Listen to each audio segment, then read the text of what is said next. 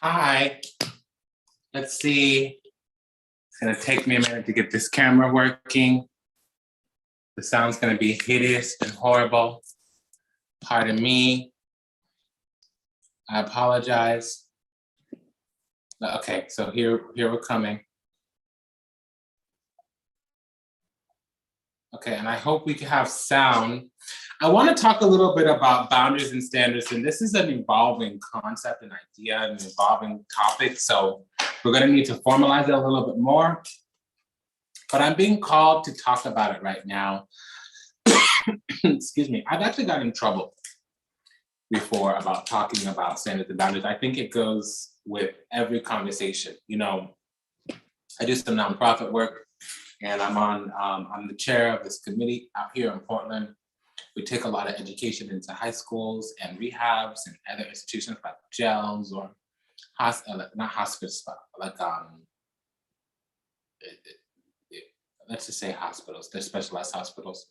Normally the conversation is either about drug addiction or sexual health. And I remember the last time I talked about boundaries and standards, I got a talking to from the program manager. Because I was off topic. So I just want to say standards and boundaries are really important to me, and it's something that saved my life. Just some personal background, my history on standards and boundaries. I was an abused child, like abused little boy, and it didn't affect me as a child. I was pretty resilient. It affected me as I got older because I would recognize a lot of patterns, a lot of behaviors that would remind me of previous times. Not always trigger. You know, trigger puts you in the emotional experience, even though you're really not in that experience in reality. Remind you of or make you uneasy, that's a slightly different word. So there would be a lot of behavior recognition and a lot of lack of trust, lack of safety and security in the rapport of the relationship. And so this is where I learned boundaries, because for me, standards and boundaries allow me to show up and be present and negotiate and navigate and not care about what the outcome or the results are. If I was kind and peaceful, agreeable is another word which I don't always use, but I do measure if I was agreeable. But if you act a certain way in an environment, a situation, an experience, and you walk out of it, whatever happens is whatever happens. And for me, I noticed I would be able to sleep that night if I held my standards and boundaries. And if I didn't hold my standards and boundaries, I would lose sleep over it. And I would end up a week later chasing this person down, trying to reconcile with them. And it took me years to realize, like, hey, I didn't always need to reconcile. I wasn't always the one who was being gross or toxic or something. So let's define standards and boundaries. I do want to say standards and boundaries comes around with other words like pickiness, expectations, you know. But a standard is, if a standard doesn't get met, you will feel personal injury. Personal injury is more of an offense. If a boundary is not met, you will feel personal harm. Personal harm is a little bit more. It literally is something's wrong that needs to be aligned or you can't do it again. For instance, if somebody vandalizes your car, that's a personal injury. If they steal your car, that's personal harm. Okay.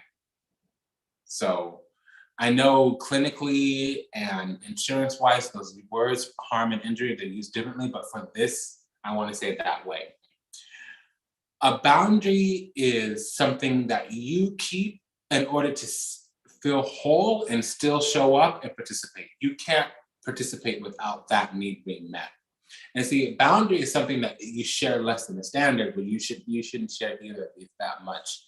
But a standard you can share in passing. A boundary is when something goes wrong, you go in private and you disclose this boundary only if you need to. You typically share your boundaries with your standards with the police officer when you're doing whatever you need to do. Hold on just a second.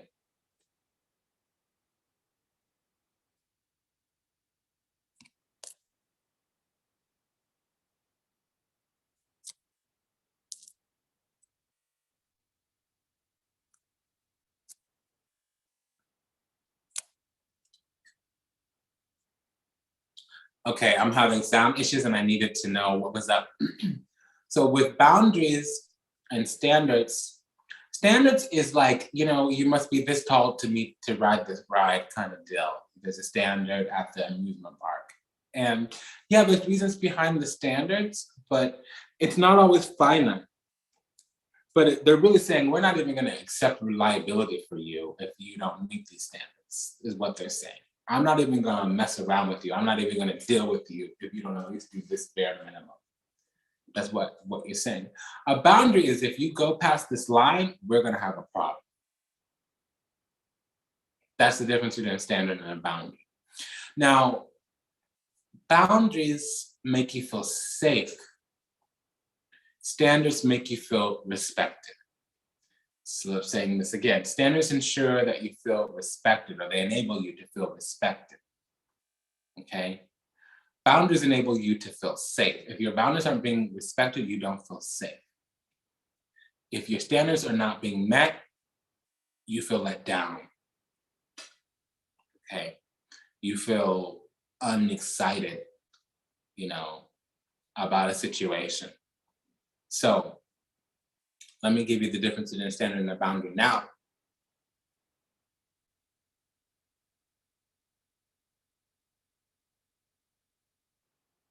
I don't know how to tell anything that's not specific to myself. So I'm just going to think here for a minute.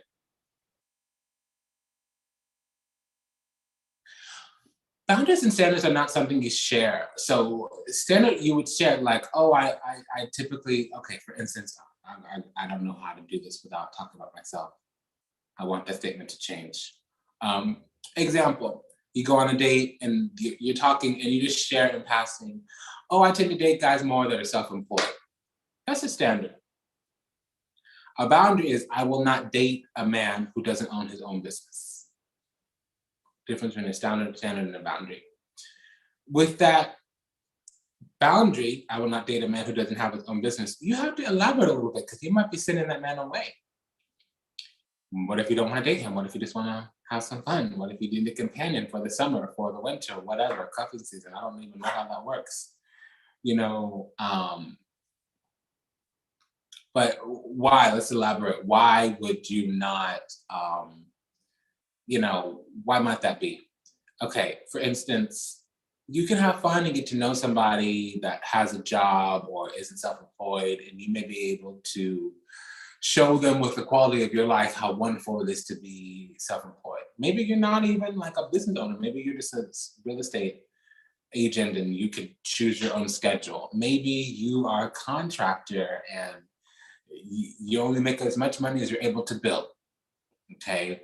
You don't have a W-2 where you go and punch a time clock. Not saying that that's bad. We're using this as an example. If you have a job, we love you. We need people with jobs. I'm not saying it's bad. I'm just saying we gotta talk about this. So the standard would be, I only date men who are self-employed.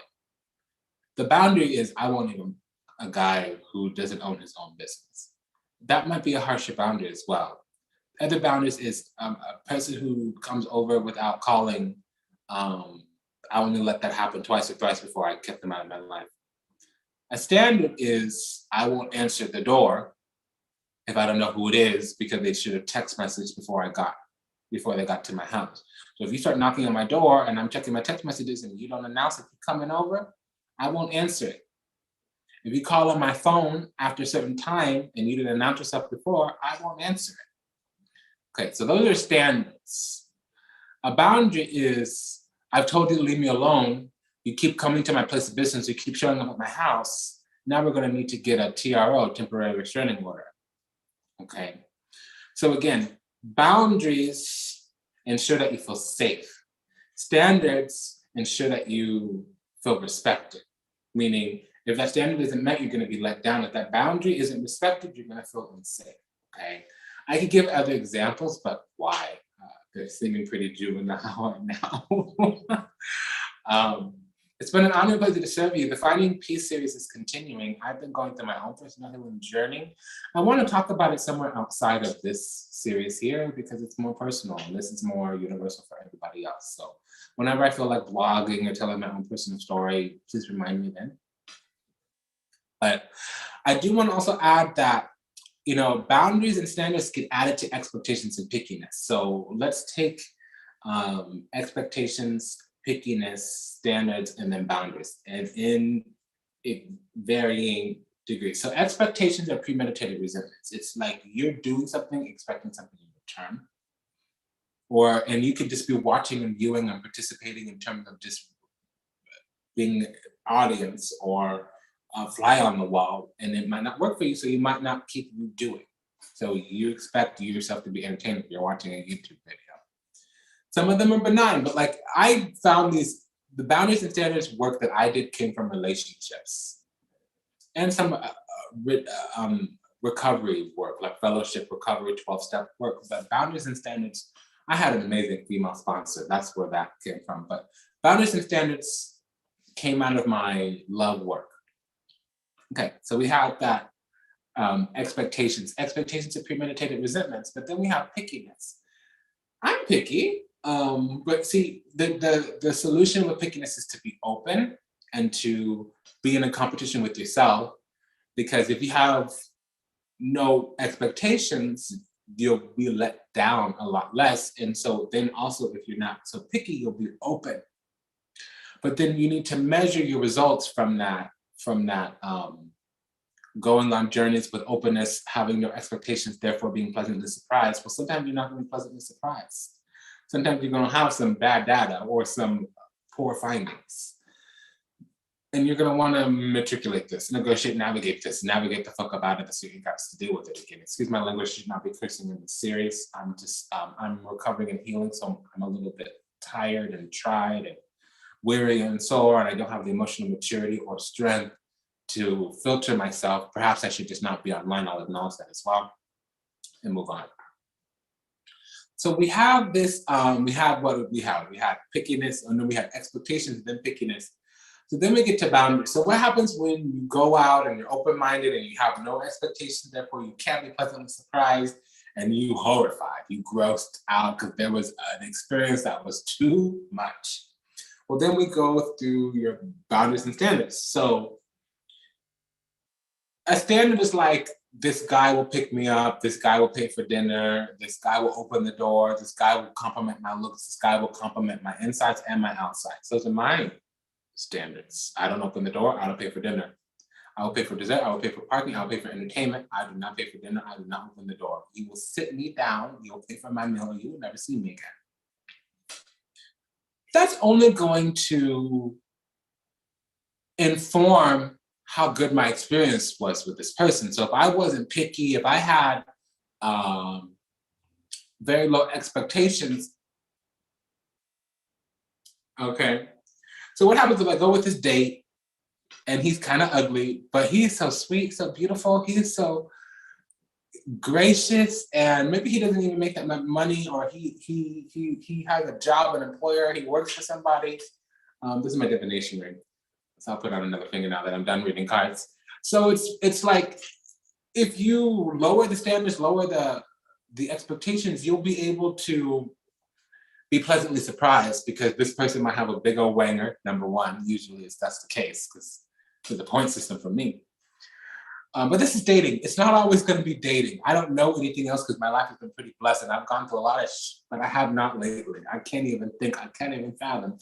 I help other people with their problems, but I'd be talking about other people's business. So here we are.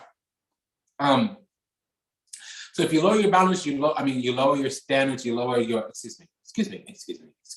You lower your pickiness, you lower your expectations, then your boundaries and standards should let you know, they should inform you of what that experience was. But if you have very high expectations and you're very, very picky, it's going to inform your standards and boundaries very poorly. You see, the standards and boundaries is like the heart versus head decision. The heart will let you know in an instant what's wrong and what you need. The mind is going to matriculate, it's going to go through all these things. So say like you're in a place, an establishment, and there's gunshots, shots fired. Your heart is going to say, oh, I feel unsafe. I don't want to be here anymore. Your mind is going to be like, oh, well, where's the exit? Did I bring anyone? You know, who's shooting? Did anybody call the cops? Well, I'm not going to call the cops. Somebody else should call the cops. See all the extra that the mind is doing? Okay, so the pickiness And the expectations, that's in the mind. The standards and the boundaries, that's in the heart. So the standards and the boundaries, that's what we need to hold on to. And so then let's step it up. So if we're going on this repetitive cycles where we're having letdowns and breakdowns and we're just moderately, marginally, disproportionately displeased, that's a boundary setting conversation, because you need to have standards, but standards don't come without self-worth and value. So if you're not secure in yourself, there will be no successive, sustainable standards. How do you have standards if you're not secure in the self? So if you have no self-worth and value, there's nothing to hold on to because you don't know what you're protecting.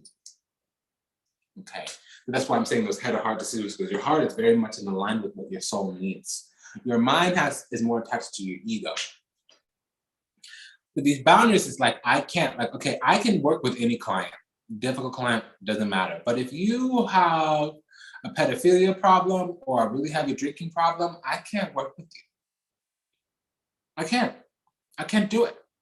I'm not joining that energy. I'm not going to deal with the problems that come up. I'm not going to feel crazy trying to work with some drunk or some pedo. It's not going to happen. Now, if you're contrite and remorseful and you're getting outside help outside of our relationship and you've paid your debt to society and you have other teachers, not just me, I may make an exception. But then that goes back to the pickiness and the expectations, because my expectations is for me to get results. My expectations to get results out of my coaching sessions. And I know I have my boundaries and standards. I know what I can deal with and what I can't. I can't do drunk. I can't do stupid. I can't do it. I won't do it. I'm not going to pull my hair out for that. I have some boundaries. Makes sense? So you have to have the same. Now, normally there's a relationship boundaries. So you should have had some letdowns, some breakdowns, some upheavals, some dissolutions in the past that have informed you today. What do you need today? Yeah, I had my first husband was horrible. I was an emancipated minor when I met him, and I really needed my credit. And he would go out and charge up things in my name, steal things from me, sell them. You better believe that informed my boundaries and standards moving forward. This was over a decade ago. I was in my teens. I passed my 20s, okay? But what I'm saying is, like, my standard in a relationship is trust. I need open communication, albeit in short, not meaning not that long, but more frequent, versus infrequent, long communication. I need short, frequent communication. It could be an intense burst, meaning disproportionate. One person might feel disrespected or not. I don't mind feeling disrespected if you're getting out some nitty-gritty information in that. And if you're speaking the truth and your voice is shaking, I'm gonna be fine with that. It's when you checking and jiving, trying to hide the truth and massage my feelings, it's gonna make me kill you in your sleep. So for me, I need shared values, shared beliefs, shared agreements, shared intentions. I feel alone. So I have a boundary. If you're stepping all over my ideals, if you're stepping all over my agreements, if you're stepping all over the plans that we made, and the standard has been met of you renegotiating, you're on the bad side of the reconciliation column. So you're going to need to have yours. And I'm picky. Maybe I don't like the way you redefine boundaries, but if you redefine boundaries, my pickiness can go out the window. Okay. I expect my boundaries to be pretty clear to you. But see, I won't bring expectations and pickiness to the relationship. I will bring boundaries and standards, however. So if you are sloppily checking in with my agreements, sloppily checking in with my boundaries, sloppily checking in with my standards, I'm not going to be picky on how refined and elegant you are. You are perfectly fine to be inelegant and unrefined if my boundaries and standards remain intact. And see, if I'm finding that I need to explain myself or complain or raise a fuss or throw a tantrum to get my needs met, fuck you, homie, you can bounce up out of my life. Excuse my language. But you see, this is finding peace. Because for me, As if I'm stooping to a low vibration, like I'm cursing, I'm shucking and jiving, I'm popping up at the mouth with the chicken neck, acting like a Jerry Springer black girl. It doesn't work for me. I feel out of alignment with my true nature. See, that's the boundary. If you are gaslighting me, or said differently, making me forget my own self, meaning I lose track of who I am and what I'm about, versus, oh, I just don't like it, it's ugly. Redraft the agreement. That's a boundary, a standard, because you can make a standard a boundary for beauty, aesthetic pleasures, versus coming with this moral judgment of what's cute or not. Okay. I wish I was doing a better job, and normally I'm prepared when I do this, but I've had so many people comment to the table about boundaries and standards, and I wanted to bring that to you. Boundaries make you feel safe. Standards make you feel respected. Okay, take good care of yourself until we meet again, Namaste, Dandabhat, and